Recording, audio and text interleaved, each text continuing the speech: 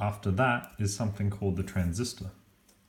This transistor allows us to read the soil moisture from the legs, and because the signal is small, this is an amplifier. This makes the signal bigger. You can pull this out. It's a little bit hard, but what you can do is clip. Try to make as much leg as you can because it makes it easier. And the thing here is, you see that this has got a flat side.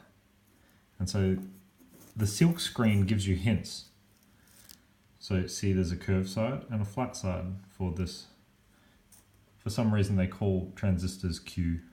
They refer to them as Qs. So we place that in. Note that it doesn't go all the way down, but that's okay. That's because the legs splay at the top. So what we can do is we put our finger there and we bend them out a little bit. Just the edge ones, that's all you need to do. All right. And it's so it stays.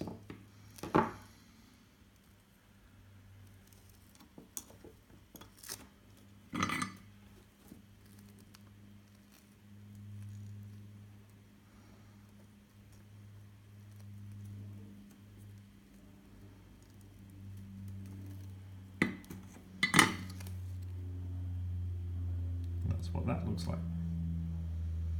And we get to cut those.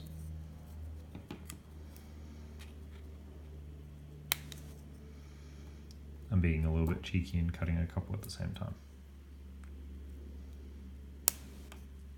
Okay. And that's ready. So I'll turn over the page. What's on it? Next on the list?